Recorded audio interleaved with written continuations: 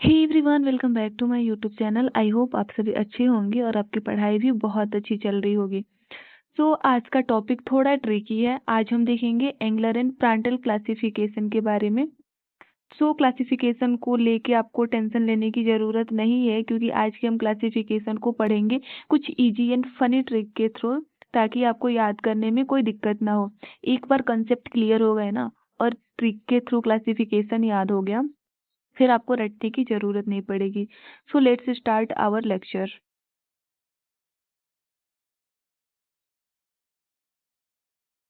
सबसे पहले हम देखेंगे एंगलर प्रांटल क्लासिफिकेशन में कि ये क्लासिफिक सबसे पहले देखेंगे कि क्लासिफिकेशन किसके बेस पे था। तो जो एंगलर और प्रांटल क्लासिफिकेशन जो था वो फाइलोजेनेटिक सिस्टम के बेस पे था। इन्होंने जो प्लांट को क्लासिफाई किया था वो फाइलोजेनेटिक के यानी कि मॉर्फोलॉजी के बेस पे किया था, इवोल्यूशनरी रिलेशनशिप के बेस पे किया था। इस क्लासिफिकेशन को किसने दिया था? तो एडोल्फ एंगलर और कार्ल एंटोन प्रांटल। ये 1884 और 1930 जो है ये इनका ये डेट ऑफ बर्थ है, और ये सॉरी ये डेट ऑफ बर्थ है और ये डेथ है। ठीक है। फिर ये कार्ल एंटन प्रांटल जो थे वो 1849, ये इनका बर्थ डेट है और ये डेथ डेट है। ठीक है। तो ये दोनों जो थे वो एक क्या थे? जर्मन बॉटनिस्ट थे, और इन्होंने ही एंगलर और प्रांटल को प्रांटल क्लासिफिकेशन को दिया था अपने ही नाम पे। ये दोनों साइंटिस्ट थे। तो एंगलर जो है ये भी साइंटिस्ट का नाम है, और जो प्रांटल है ये भी साइंटिस्ट का नाम है। दोनों ने मिलके इस क्लासिफिकेशन को बनाया था और अपने ही नाम पे इस क्लासिफिकेशन को नाम दिया दिया था Engler and Prantl classification. Their classification published in famous work. इनका जो क्लासिफिकेशन जो था वो पब्लिश किस में हुआ था? ठीक है। इनका जो क्लासिफिकेशन था वो पब्लिश हुआ था डाई नेचर लाइकेन फ्लांजियन फैमिलीन। ठीक है, जिसे हम नेचर प्लांट फैमिलीज के नाम से भी जानते हैं। और ये पब्लिश्ड कब हुआ था? 1887 से 1915 में। ठीक है। तो इनका जो पब्लिकेशन था वो 1887 से 1915 में पब्लिश हुआ था। किसमें? द नेचर प्लांट फैमिलीज में। आई होप यहाँ तक क्लियर हुआ होगा। अब हम देखेंगे बेसिक्स ऑफ क्लासिफिकेशन कि इनके क्लासिफिकेशन का बेसिस क्या था, किस बेस पे इन्होंने क्लासिफाई किया था। तो the system attempt to arrange plant according to their evolutionary relationship. इन्होंने प्लांट को उनके इवोल्यूशनरी रिलेशनशिप के बेस पे क्लासिफाई किया था, along with important morphological and reproductive character। उसके साथ साथ उन्होंने प्लांट की जो मॉर्फोलॉजी थी या फिर उनका जो रिप्रोडक्टिव कैरेक्टर था उसको भी ध्यान में रख के उन्होंने इस क्लासिफिकेशन को बनाया था। कैरेक्टरिस्टिक्स क्या थे एंगलर और प्रांटल क्लासिफिकेशन के? तो फाइलोजेनेटिक अप्रोच, कि ये सिस्टम जो था वो किसके बेस पे था? इवोल्यूशनरी रिलेशनशिप के बेस पे था। मॉर्फोलॉजिकल कैरेक्टर, मॉर्फोलॉजिकल कैरेक्टर में क्या आएगा कि important morphological character features of plant were considered for classification. इन्होंने क्लासिफिकेशन के लिए प्लांट्स का जो मॉर्फोलॉजिकल फीचर था कि बाहर से प्लांट कैसे दिख रहा है, उसके फ्लावर्स कैसे हैं, सीड कैसे हैं, इन सब के जो प्लांट्स के जो भी मॉर्फोलॉजी होते हैं उसके बेस पे इन्होंने प्लांट्स को का क्लासिफिकेशन किया था। थर्ड है रिप्रोडक्टिव कैरेक्टर। रिप्रोडक्टिव कैरेक्टर में floral and reproductive characters were given by considerable importance particularly in angiosperm. इन्होंने फ्लावर्स या फिर जो रिप्रोडक्टिव कैरेक्टर्स थे प्लांट्स के उसको भी कंसिडर किया था, स्पेशली किसमें? एंजियोस्पर्म्स में। ठीक है। अगर वीडियो पसंद आ रहा हो तो वीडियो को लाइक और अपने फ्रेंड्स के साथ जरूर शेयर करें। फोर्थ नंबर क्या है इसका कैरेक्टरिस्टिक की? Comprehensive system. कॉम्प्रहेंसिव सिस्टम का मतलब कि a very large number of plant group and families were included and systematically arranged. कि इस क्लासिफिकेशन में क्या थी कि प्लांट्स की बहुत सारे ग्रुप्स थे, उनकी फैमिलीज थी, सब फैमिलीज थी, तो इन्होंने इन सबको बहुत ही सिस्टमैटिक तरीके से अरेंज किया। ठीक है। फिफ्थ नंबर पे क्या है कि जिम्नोस्पर्म एंड एंजियोस्पर्म सेपरेटेड। इन्होंने जिम्नोस्पर्म और एंजियोस्पर्म को सेपरेट रखा, किस बेस पे? कि seed plants were broadly divided into gymnosperm and angiosperm. इन्होंने प्लांट्स को डिवाइड किया जिम्नोस्पर्म में और एंजियोस्पर्म में। इन्होंने जिम्नोस्पर्म में किस तरीके के कैरेक्टरिस्टिक्स वाले प्लांट्स को रखा और एंजियोस्पर्म में किस तरीके के कैरेक्टरिस्टिक्स वाले प्लांट्स को रखा, उसे हम फर्दर डिटेल में देखेंगे। ओके।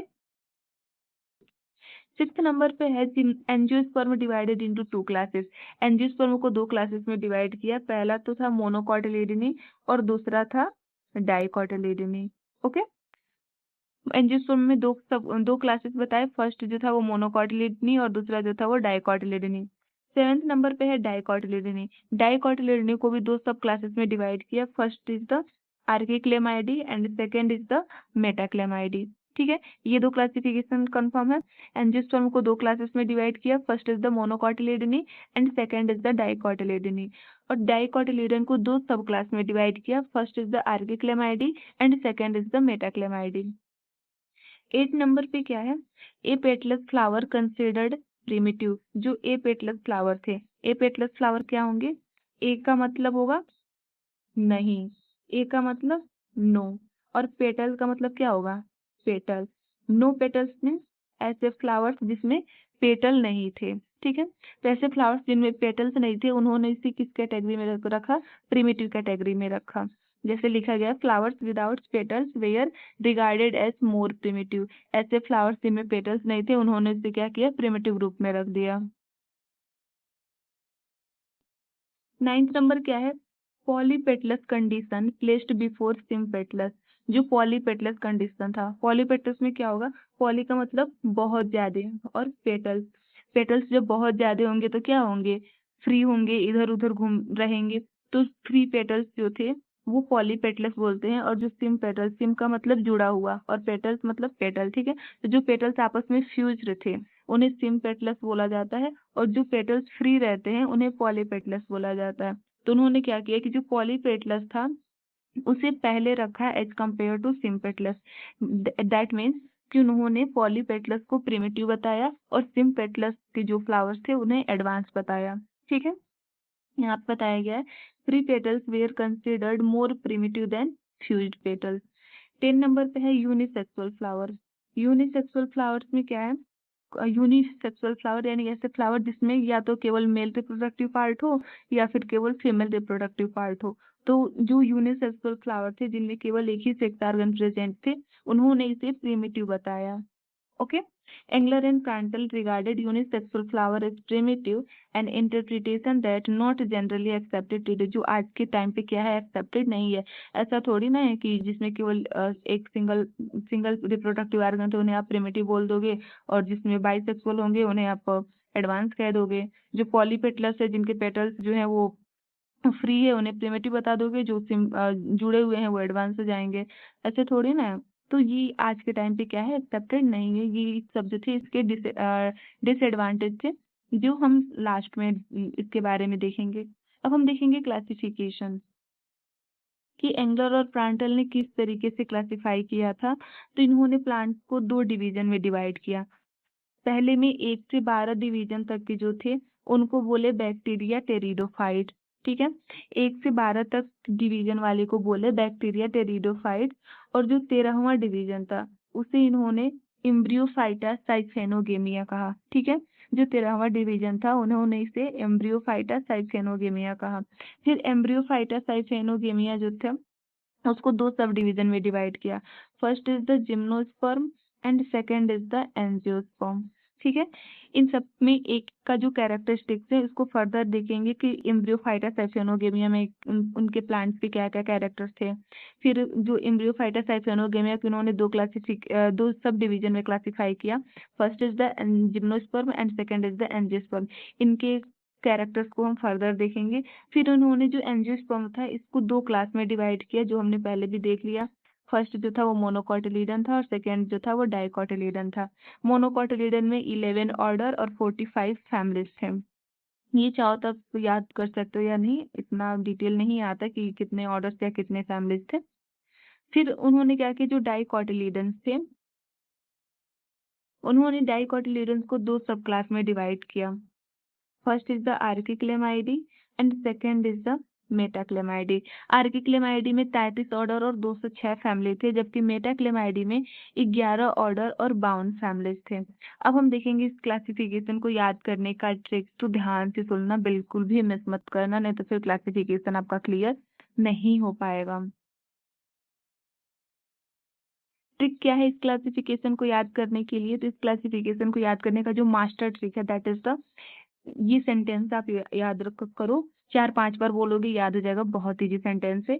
D13 एम्ब्रियो, क्या है सेंटेंस? D13 एम्ब्रियो SD गाकर CMD से मिला और SCAM बन गया। क्या है? D13 एम्ब्रियो SD गाकर CMD से मिला और SCAM बन गया। 3-4 बार इसको बोलोगे ना, याद हो जाएगा। यहाँ पे D13 का मतलब क्या है? जो डिवीजन 13 था, याद है ना? डिवीजन 13, D13 का मतलब है डिवीजन 13, और एम्ब्रियो का मतलब है क्या? एम्ब्रियो फाइटा साइफेनोगेमिया, यानी कि जो D13 था उसका नाम क्या था? एम्ब्रियो फाइटा साइफेनोगेमिया। अब है SD, SD का मतलब क्या है? Sub division. ये तो आपका डिवीजन हो गया, D13 एम्ब्रियो, एम्ब्रियो फाइटा साइफेनोगेमिया। अब है SD, SD जो है ये सब डिवीजन है। सब डिवीजन में क्या है? GA, जी से आपका क्या हो जाएगा? जिम्नोस्पर्म, एंड ए से आपका क्या हो जाएगा? एंजियोस्पर्म।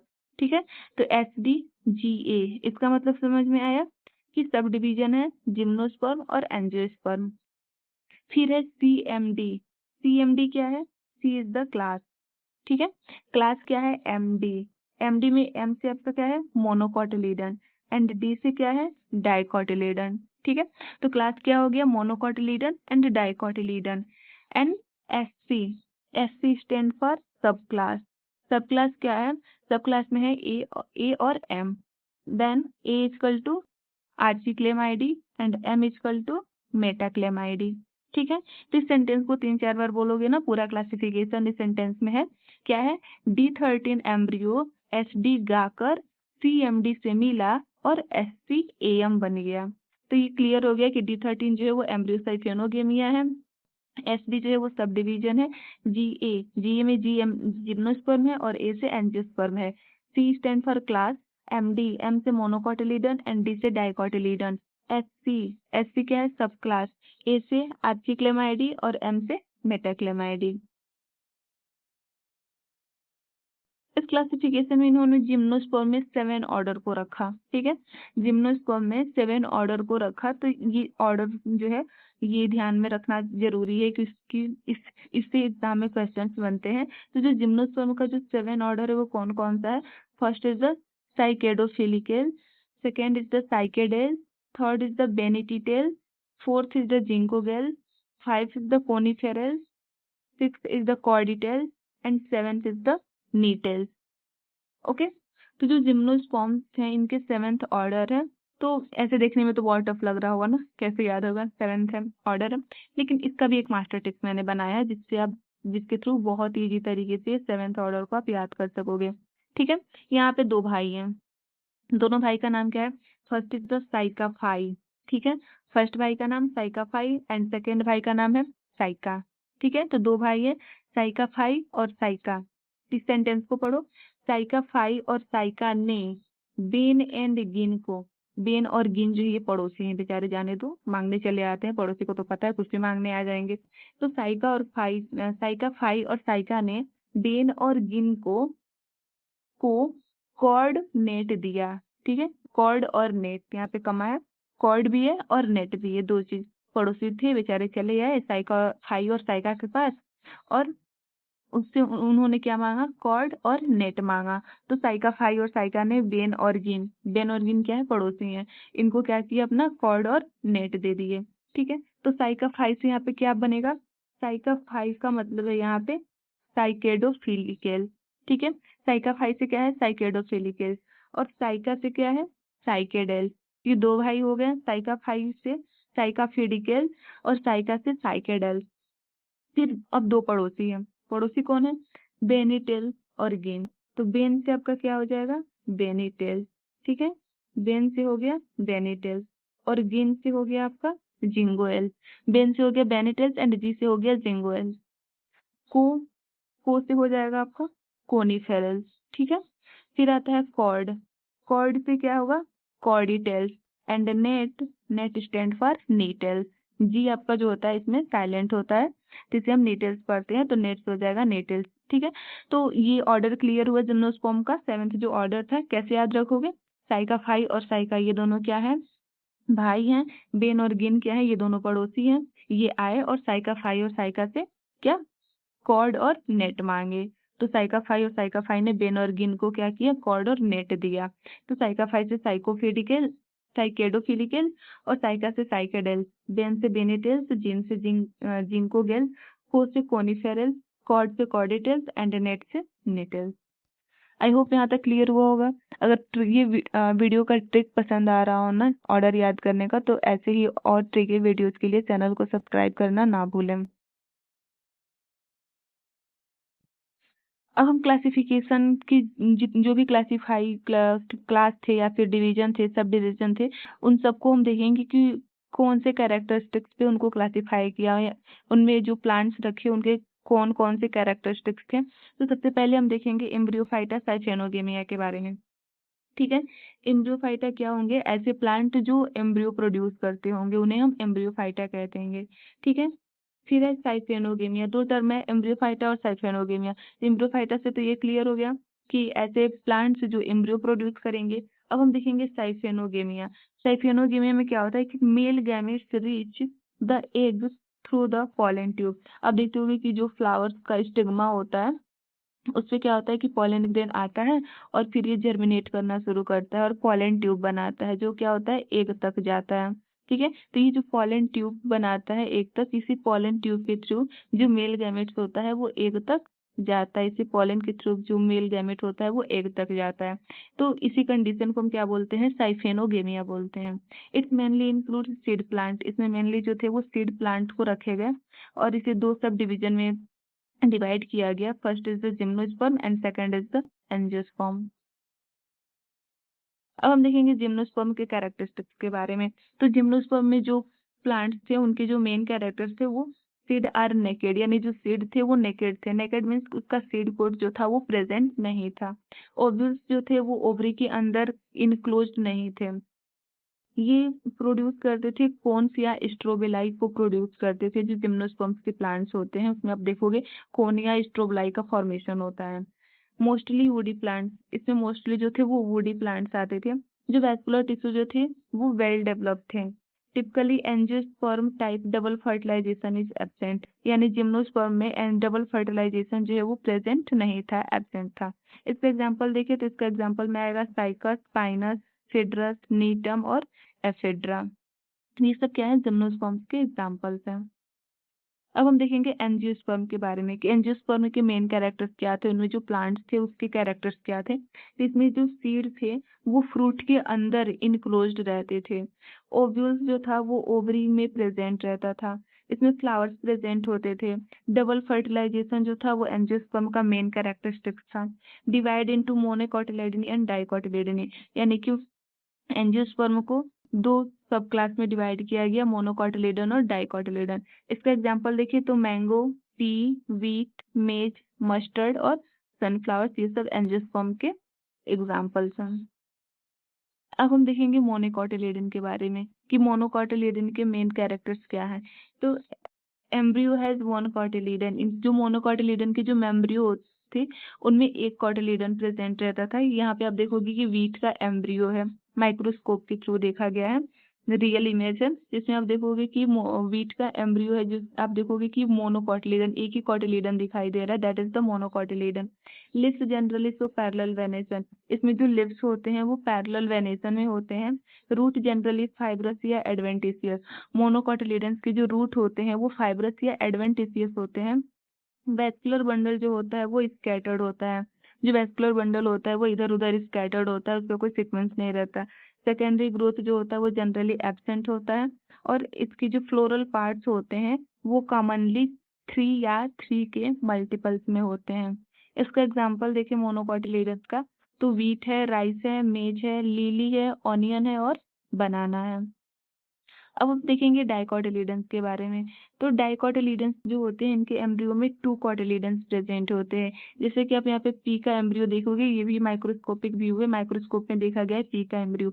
इसमें आपको 2 कोटिलीडन्स शो होगा। फर्स्ट यहाँ से दिख रहे हो, इस तरीके का आपको इमेज दिख रहा होगा, ऐसे दिख रहा है, और फिर ये ऐसे।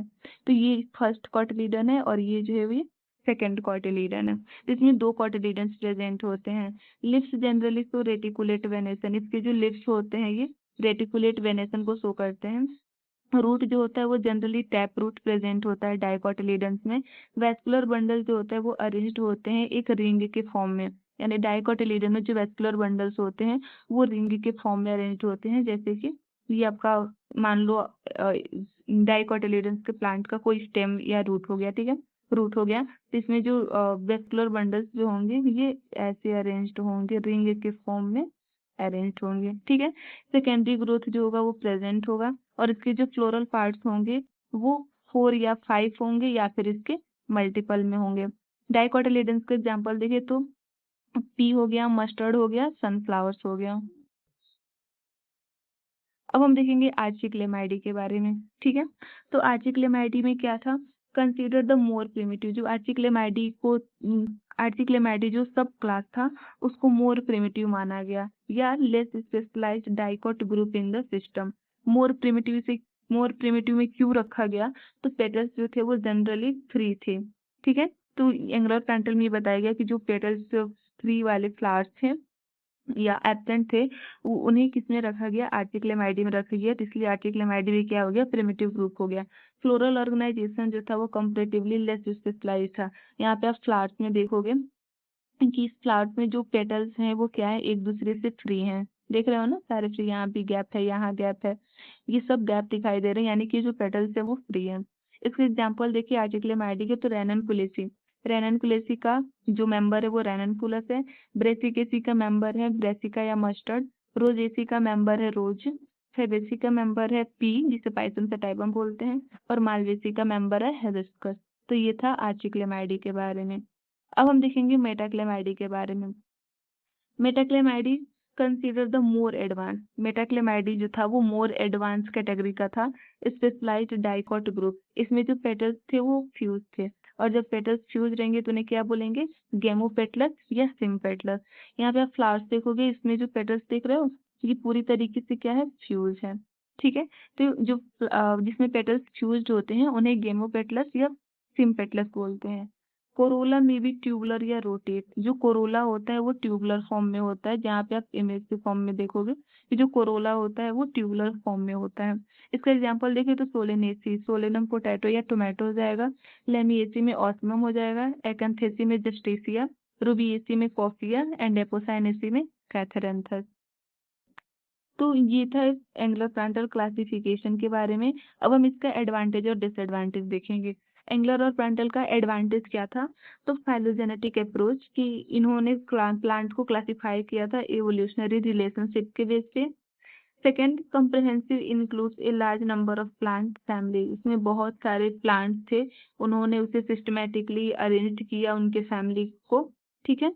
यूजफुल फॉर आइडेंटिफिकेशन, क्लासिफिकेशन का यही बेनिफिट होता है कि हमें कोई प्लांट की स्टडी करना हो या फिर किसी प्लांट का आइडेंटिफिकेशन करना हो तो इसमें क्लासिफिकेशन जो होता है वो बहुत हेल्पफुल होता है।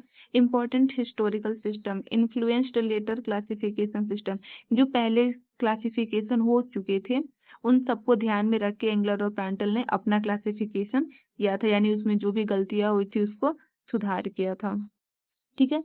इसके डिसएडवांटेज क्या थे एंगलर और प्रांटल क्लासिफिकेशन के, तो एपेटलस फ्लावर्स कंसिडर्ड एज प्रिमिटिव, इन्होंने एपेटलस फ्लावर यानी कि जिसमें पेटल्स एब्सेंट थे उन्हें उसे क्या किया, प्रिमिटिव बना दिया। This view is not accepted in modern taxonomy, जो मॉडर्न टेक्नोमी में जो है वो एक्सेप्टेड नहीं है। Unisexual flower are considered primitive, जो यूनिसेक्सुअल फ्लावर थे उसे इन्होंने कंसिडर कर दिया प्रिमिटिव के रूप में। ये भी जो थे वो generally not so supported today, आजकल के टाइम पे ये भी सपोर्टेड नहीं है। सम रिलेशनशिप वेयर इनकरेक्ट, इन्होंने कुछ रिलेशनशिप को इनकरेक्ट बताया जो मॉडर्न एविडेंस में चेंज किया गया इनके सेवरल रिलेशनशिप को। नो मॉलिक्यूलर एविडेंस, इन्होंने मॉलिक्यूलर एविडेंस के बारे में नहीं बताया, जैसे कि डीएनए या फिर जो भी मॉलिक्यूलर डेटा था वो अवेलेबल नहीं था, ठीक है। 5 क्या था, over emphasis of simple character, यानी simplicity was sometimes interpreted as primitiveness, ठीक है। इसका मतलब ये नहीं है कि जो प्लांट में सिंपल कैरेक्टर्स है जैसे कि पेटल्स एब्सेंट है या फिर यूनिसेक्सुअल फ्लावर्स है उसे आप क्या कर दो कि प्रिमिटिव बना दो, और जो थोड़ा एडवांस दिखे उसको एडवांस कर दो, तो ये जो था फॉलो नहीं करता था एंगलर प्लांटल क्लासिफिकेशन, ठीक है। आज के लेक्चर में बस इतना ही। आई होप ये वीडियो आपको पसंद आया होगा। अगर ट्रिकी वीडियो पसंद आया तो वीडियो को लाइक और चैनल को सब्सक्राइब भी जरूर करें। और ऐसे ही और ट्रिकी लेक्चर्स के लिए साइंस एक्सप्रेस एकेडमी को फॉलो करना ना भूलें। मिलते हैं नेक्स्ट वीडियो में, तब तक के लिए bye bye, take care, happy learning.